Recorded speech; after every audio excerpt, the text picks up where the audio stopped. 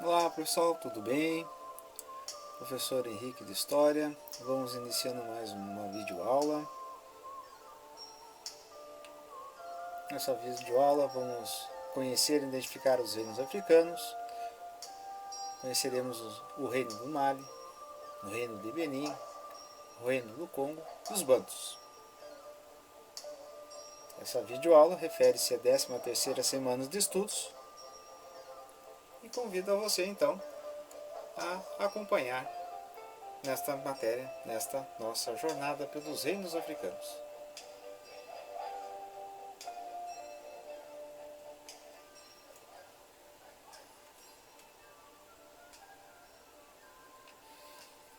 Falaremos sobre o reino do Mali.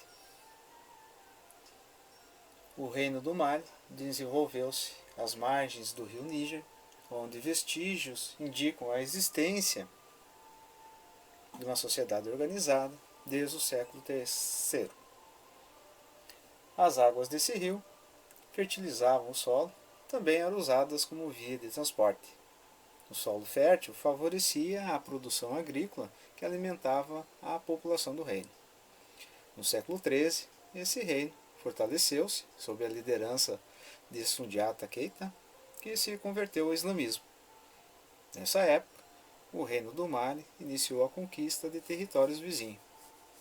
O Mali tornou-se um império influente na região e sua expansão prosseguiu até o século XIV, sob áreas do reino de Gana e dos atuais Senegal e Gâmbia.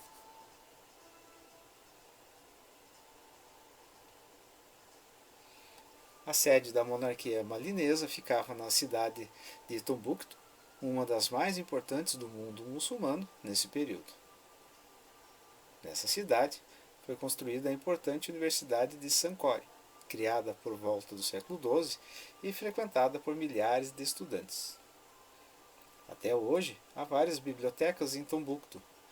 Em algumas delas é possível encontrar coleções com mais de 20.000 manuscritos antigos e livros ilustrados com ouro, que tratam de temas como a medicina, a gramática do árabe, poesia, religião e assuntos jurídicos.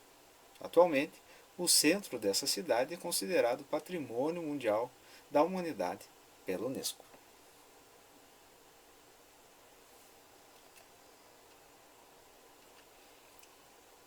Além de Tombouctou, destacavam-se outras cidades malinesas como Djenné. Em Djenné foi construída uma mesquita, que é considerada a maior construção em adobe do mundo. Adobe é um tipo de tijolo feito de argila e palha seco ao sol. Entre as principais atividades econômicas do Mali estavam a produção de tecidos, cestas, barcos, objetos de ferro e ouro. Praticavam-se ainda o cultivo de cereais, a pesca fluvial e a criação de bois, camelos e cabras. O Mali manteve-se como um império poderoso até o século XV. A partir desse período, passou a sofrer invasões de grupos vindos do atual Marrocos e enfrentou rebeliões dos povos que havia conquistado. O povo do Mali também era chamado de Mandinga, nome pelo qual ficaram conhecidos os homens e as mulheres escravizados e enviados dessa região para o Brasil. Hoje, os territórios do antigo Império Malinês correspondem ao Mali e a Burkina Faso, entre outros países.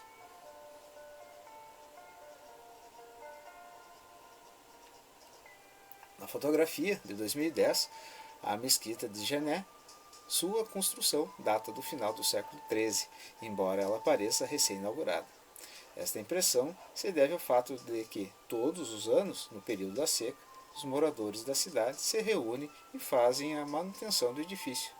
Trata-se de uma grande mobilização coletiva com um objetivo comum, reforçando os laços sociais nessa comunidade muçulmana.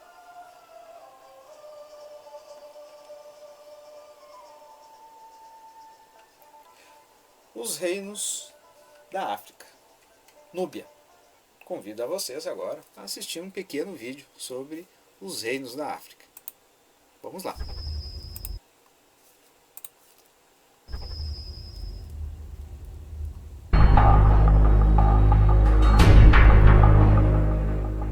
Africa, where the human race began,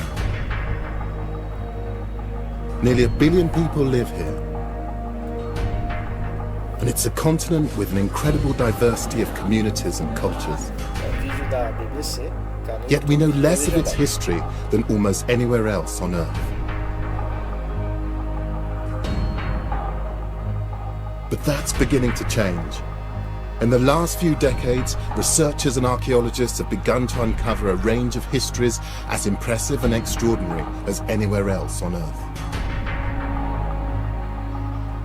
It's a history which has been neglected for years, and it's largely without written records. But it is preserved for us in the gold and statues, in the culture, art, and legends of the people.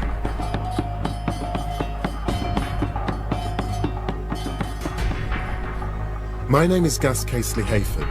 Over many years, I've studied the history and culture of Africa. As an art historian, I'm used to drawing stories from mute objects from the past.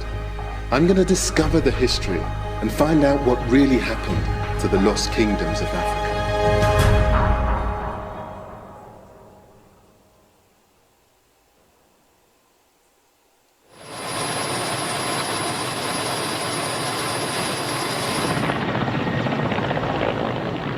I'm beginning my search in the far north of the continent, in what is now known as the Sudan.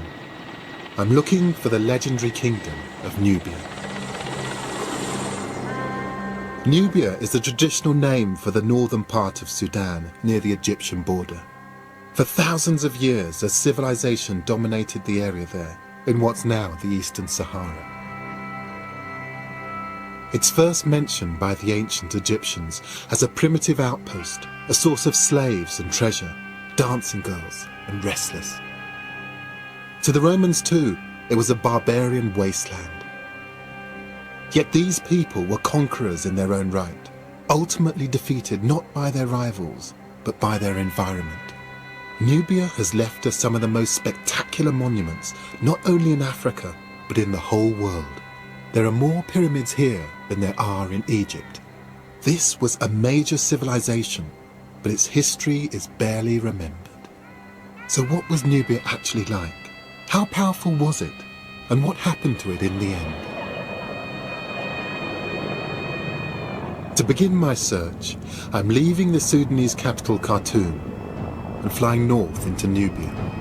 This is every schoolboy's dream. This ancient old helicopter is going to take us up to see some of the ancient Nubian sites. I've got this fantastic guide here. This is Mahmoud. It's going to help to tell me what some of the sites mean.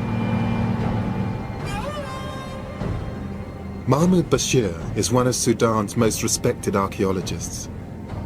He's taking me on a journey, not just through space, but time, going back nearly 10,000 years, to the time when humans first began to plant crops and to keep domestic animals. We're going northwards along the Nile.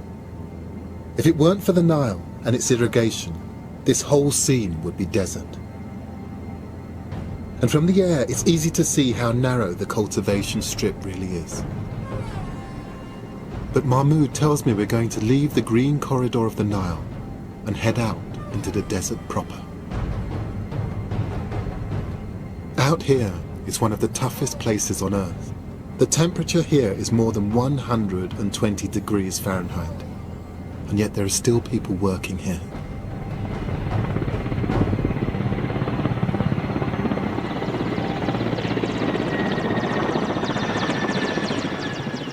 This is where I'm going to start my journey, right in the back of beyond.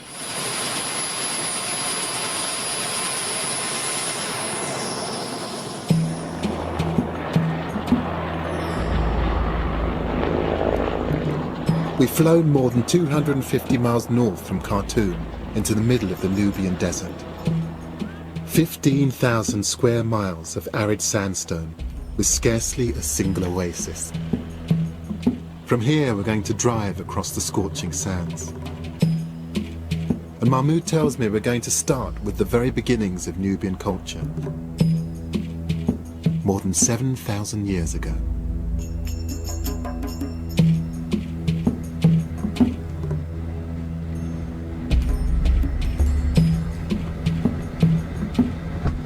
Oh, it's hot. It's baking. What are you doing to me? I can't believe we've come out here. It feels like the middle of nowhere. It's one of the driest, most remote places I've ever been. But Mahmoud says that here there's something that makes all the suffering we've gone through really worthwhile. So let's have a look. But why did you bring me out here? Actually, because this is it's very important place, and here actually where our story will begin.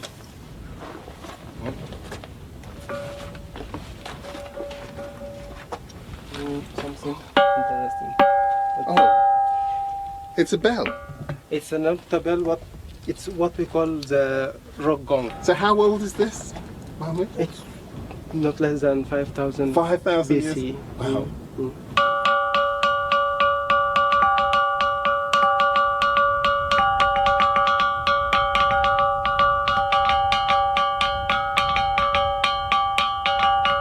So I'm playing a 5,000 BC instrument. Yes. The actual sound is the natural result of the consistency of the rock, but it's been worn smooth by the actions of people playing it more than 7,000 years ago, long before the Romans, long before the pharaohs. This is a sign of human civilization. So would they sing along to this? I don't know exactly, but I think they can imagine more dancing than singing. More dancing.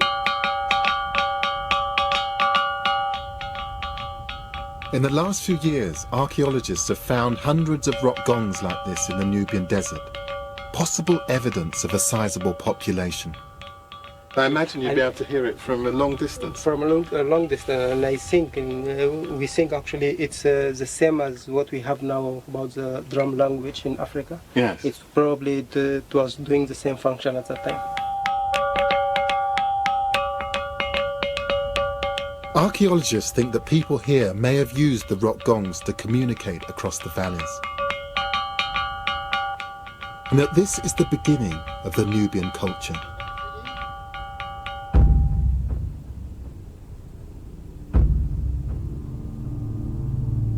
But why here? This is the middle of one of the harshest deserts in the world. Mahmoud has something to show me. It's been a secret until recently. Now I will show you a very special thing. Oh! Have a look at it. Oh, wow.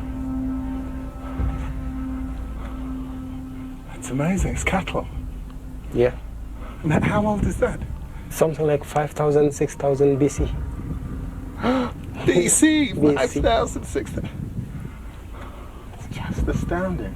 When were these discovered? It's just last March. Can you imagine? Last March? We are in August. So not many people have seen months ago. Yes, you are the second after the mission who discovered the site.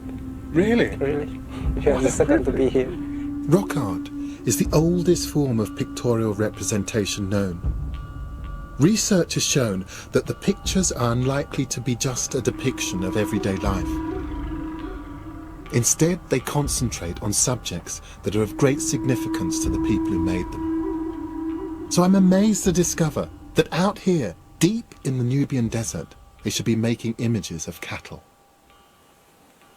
But this is desert, though. But it wasn't the desert in 7 or 6,000 BC. Mahmoud tells me it's a story of catastrophic climate change. Recent research has shown that some 7,000 years ago, most of the Sahara was in fact green. You can see the outlines of dry valleys or wadis. They were once big rivers which flowed into the Nile. And between them stretched grassland savannas of the kind that you have to go much further south to see today. So this area here, once upon a time would have had grass in it, it would have been lush, it would have supported cattle and probably complex communities as Yes, well. and even wild animals. What kind of animals might it? Yeah, actually, based on the rock drawings we have around here, we have lions, we have elephants, we have giraffes. So the the wildlife and the ecology of sub-Saharan Africa once existed. Yes. That's amazing. And this is the proof of that. Yeah. So you can imagine sort of the cattle, well, with a stretch of the imagination, the cattle in this valley, the river just down there, and people, someone at some point coming up here and with one of these stones just making this the big mark. thing on this kind of drawings. Yes. It's amazing game. Yes. Yes. Maybe the same people who play the rock gong are the same who depict these drawings here.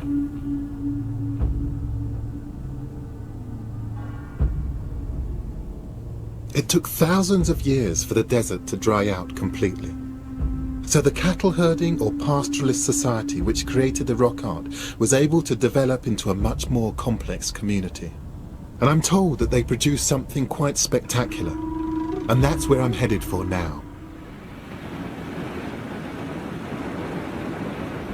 We're pushing northwards along the Nile, some 700 miles from Khartoum and less than 200 from the Egyptian border. Our destination is the small town of Kerma, which sits by the Nile.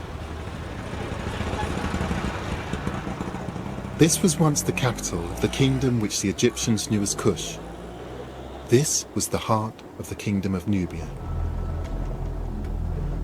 Over the last few decades, archaeologists have uncovered the remains of an impressive city here, dating from around 2000 BC.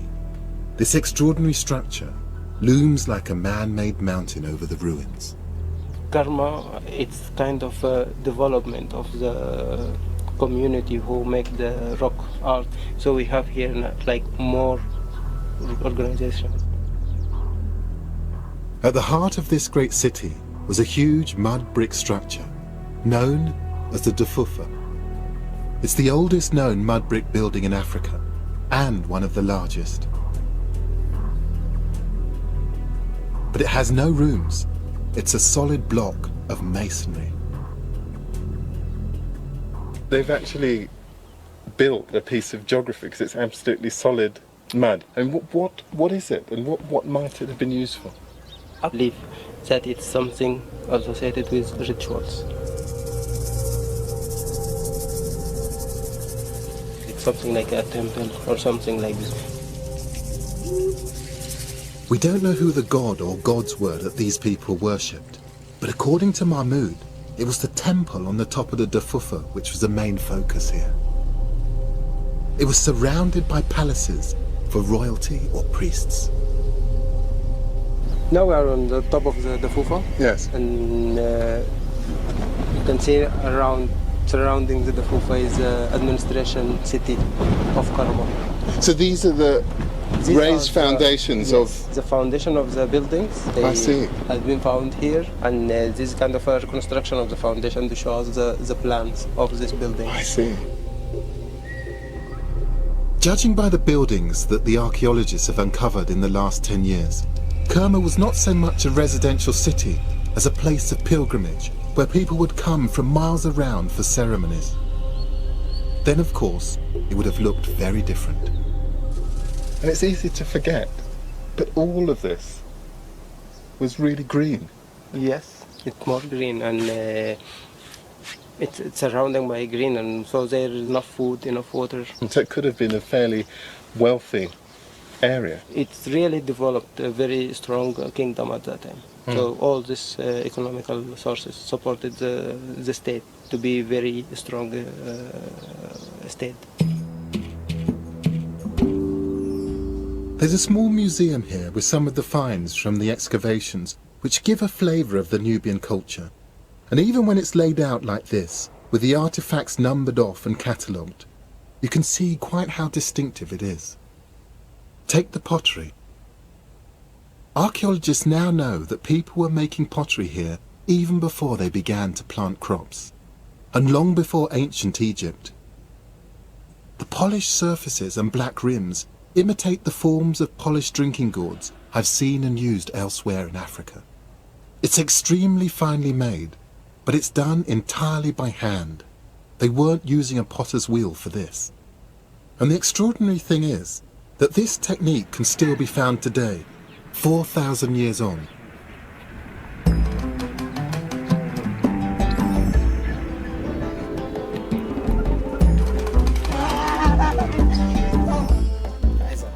Everywhere you go around here, you see these characteristic water jars. They aren't mass-produced in a factory. Instead, they're made by women in a local village.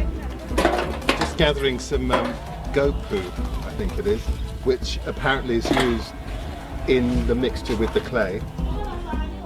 And this is a village across the Nile from where we've been staying, where they create these amazing clay pots, and we're being shown by one of the local women how they actually do that from the point of kneading the clay to the finished product. I've done some pottery myself, and I know from hard experience that this technique is actually extremely difficult. It's as sophisticated as the mud brick architecture of the Dafufa. This technique may be ancient, but it's perfectly adapted to the conditions here. The red slip is designed to get the surface of the pot just right, porous enough for slow evaporation to keep the contents cool.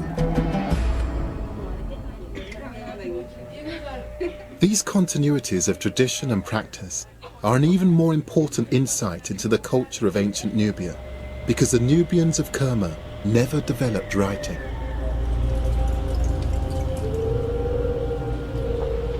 But archaeology has revealed some more astonishing insights into this ancient city. This is where the Nubians of Kerma buried their dead. The cemetery was first excavated by an American-led team in 1913. What they uncovered told an astonishing story. We are in what we call the Eastern Cemetery. This is the cemetery belong to the Kerma. We're standing on the edge of what was once an enormous funeral mound, nearly 100 meters across. The center's marked by a mysterious white rock, and there's a kind of smooth avenue which crosses the space. It's a huge area, and it seems to be the burial mound of a king. But he wasn't buried alone. Within this we have the human sacrifices inside.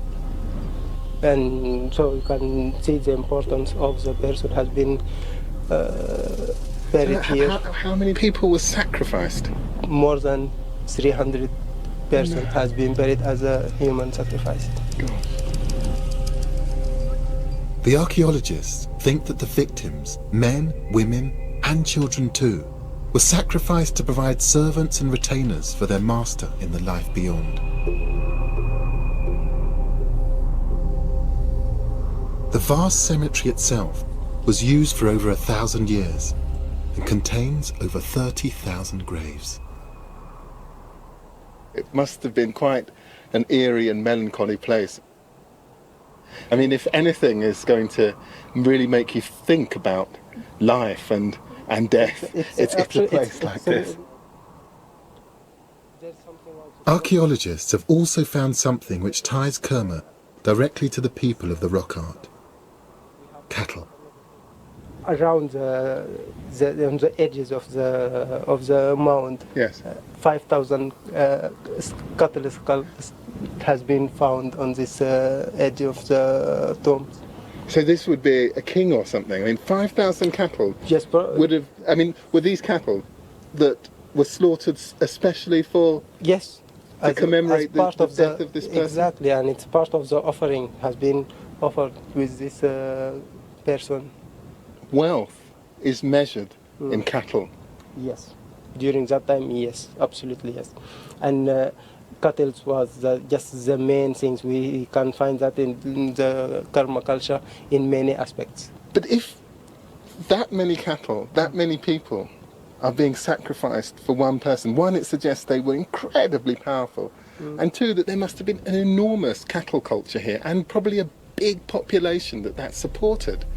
I mean, that really does get me thinking in a different way about Kerma. I mean, this was an enormous civilization. It's a real kingdom. The scale and relative sophistication of the Nubian civilization here in Kerma led Western archaeologists in colonial Sudan to assume that this culture must have been brought in from Egypt or elsewhere. But now it's believed that this was an indigenous development, a civilization created by the descendants of the people who created the rock art.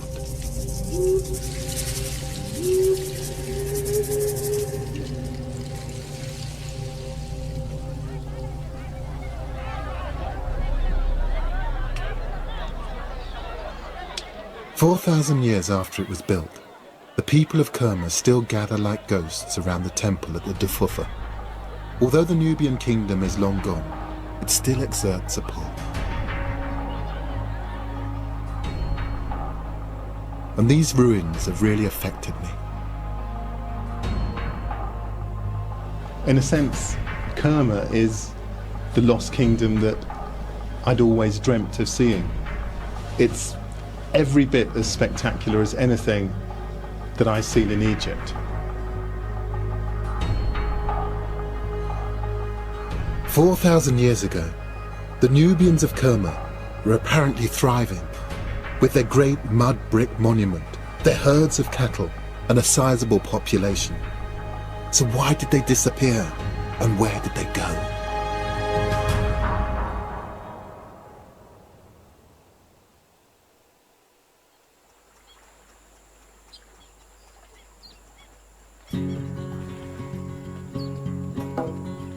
Water was the key to this Nubian kingdom. It provided the lush, fertile land on which their cattle-herding society was based. It was a different story for Nubia's northern neighbours, the Egyptians. Their lack of pastoral land had led to the development of irrigation technology, drawing as much water as they could from the Nile to transform their parched desert soil. But even with this technology, it was a lot harder for them to create the rich greenery that Nubia had at this time in abundance, thanks to the rivers which ran through it.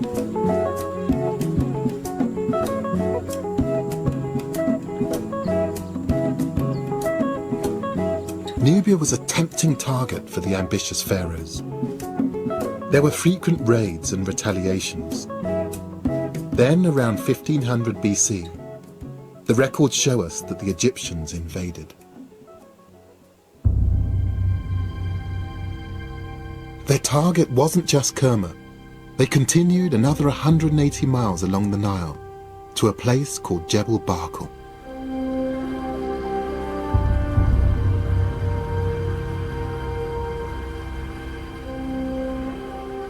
Mahmud and I are following the Egyptians' invasion route up the River Nile. Our objective is the same as the ancient pharaohs, the apparently symbolic mountain of Jebel Barkal.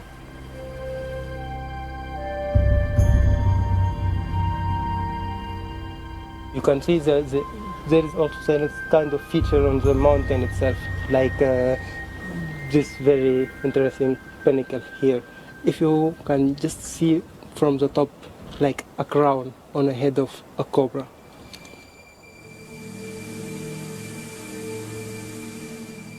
I'm not seeing a cobra, I must admit. You can see just, if you look at the pinnacle,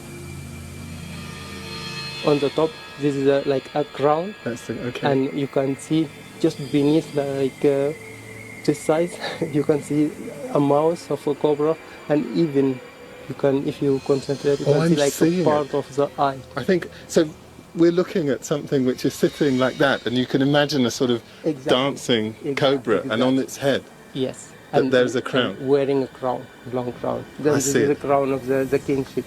I see it. To the ancient Egyptians, the rearing cobra was a symbol of kingship. And here was a natural sculpture which signalled to them, it seems, that within the mountain dwelt Amun, king of the Egyptian gods.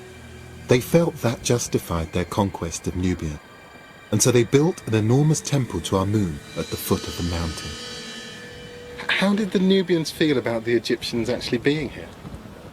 At that time, the Nubia was completely controlled by the Egyptian. It does seem a little bit like colonialism. Exactly. It's at that time for the Egyptian, just looking at the Nubian as a barbaric savage. Egyptian images at the time of the conquest are explicit about the subjugation of the Nubian people. They clearly regarded them as inferior. The Egyptians, they used to call Nubia during that time as the miserable Nubia. Miserable Nubia. Yes. The images also make it clear that the Egyptians made the most of Nubia's natural resources and demanded riches as well as respect. Here the Nubians are bringing tribute, gold, ivory, along with wild animals, monkeys and leopard skins. And of course cattle are prominent. They even seem to have imported Nubian wrestlers to entertain them like gladiators. The people who built Kerma's magnificent buildings had, it seemed, been reduced to slaves. Or certainly that's what the Egyptians wanted everyone to think. There's a suggestion that even the name by which we know them is pejorative. The word Nuba originally meant slave.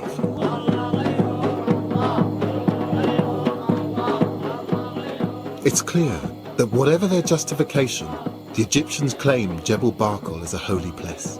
What's amazing is that more than 3,000 years later, it still is.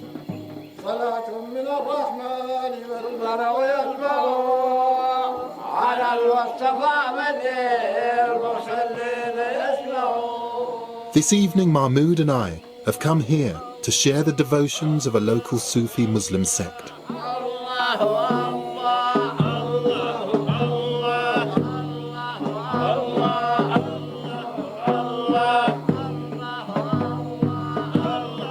They honour the memory of a local sheikh who's buried in a shrine at the foot of the holy mountain.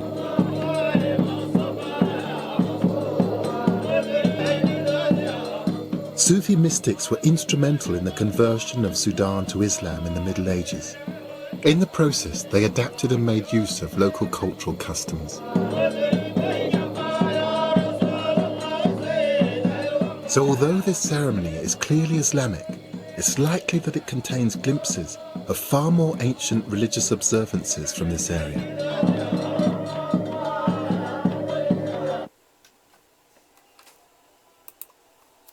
Eu espero que tenham gostado. Esse é um documentário da BBC, um documentário de praticamente 1 hora, a qual eu reduzi em 2 partes para que vocês tenham conhecimento dessa representatividade dessa cultura, né?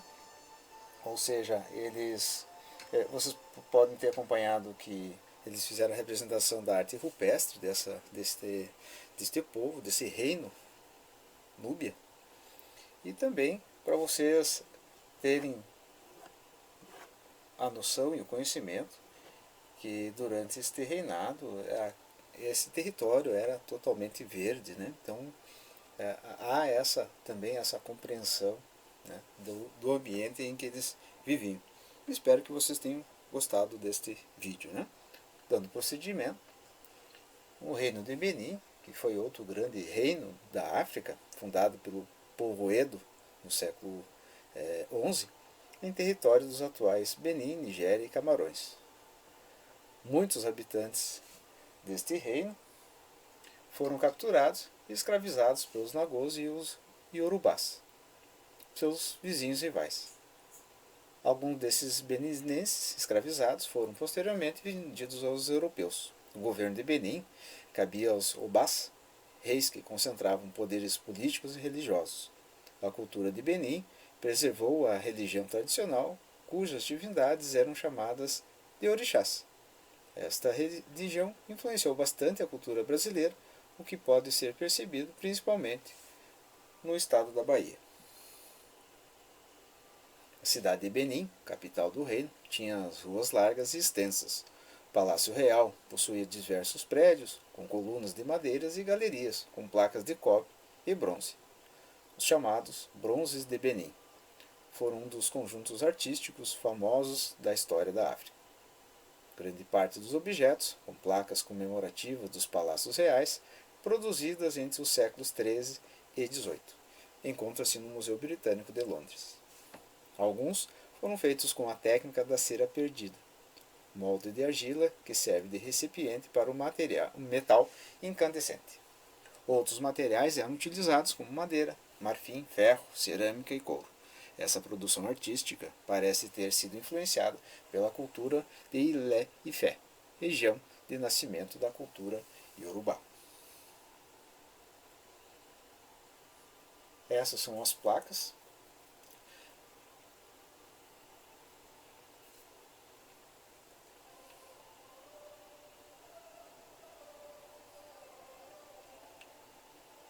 Uma fotografia do final do século XIX, um grupo de guerreiras de Daomé durante viagem a Paris e França.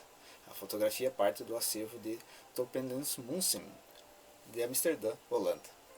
As mulheres guerreiras de Daomé eram nascidas no próprio reino ou capturadas em conflitos com os povos vizinhos. Como as guerras eram constantes nesse período, as forças militares masculinas e femininas aumentaram bastante naquele reino.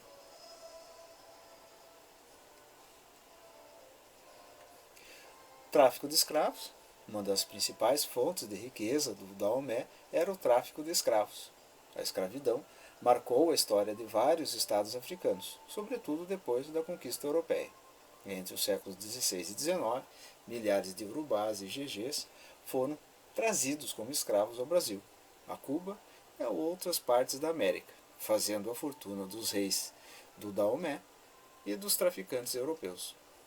Na América, a religião desses povos sofreu transformações e deu origem à santeria, em Cuba, e ao candomblé, no Brasil, entre outras práticas religiosas.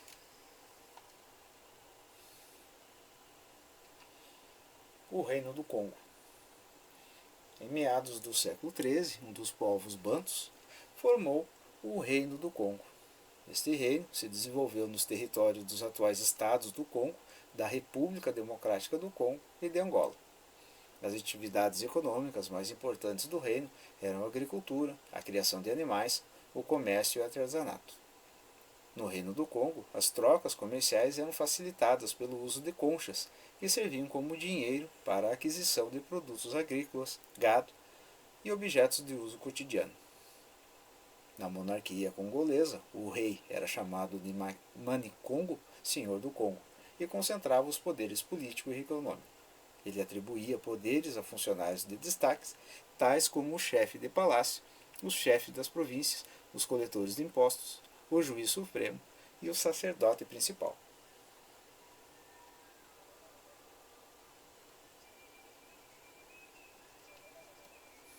A capital era Mombasa, Congo, uma cidade grande, cercada por muralhas e que existia desde muito antes da chegada dos portugueses. Historiadores consideram que Mombasa, Congo, situada na atual Angola, era uma cidade tão grande quanto as maiores cidades da Europa no mesmo período. Hoje, seus vestígios são considerados patrimônio mundial. Na capital, o rei e sua corte viviam em belas construções que se destacavam das demais por sua arquitetura imponente e pela decoração sofisticada. Além dessa elite, vivia na cidade uma ampla população que se dedicava às mais variadas atividades e que pagava impostos ao Mani-Congo, por meio de alimentos, tecidos de ráfia, sal e cobre.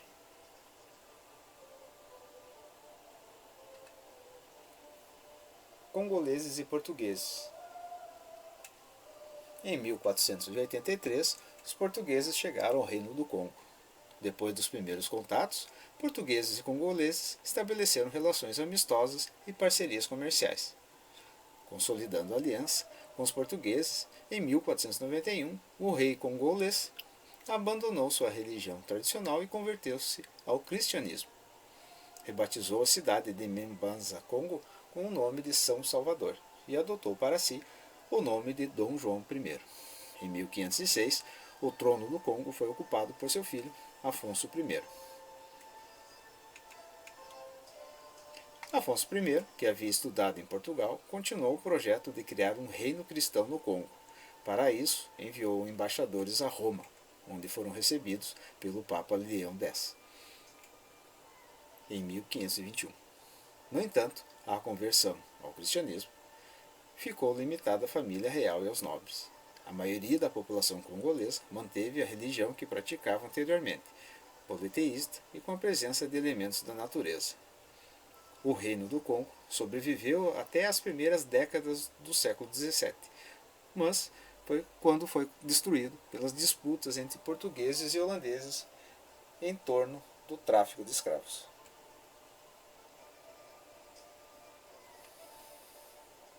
Os Bantos.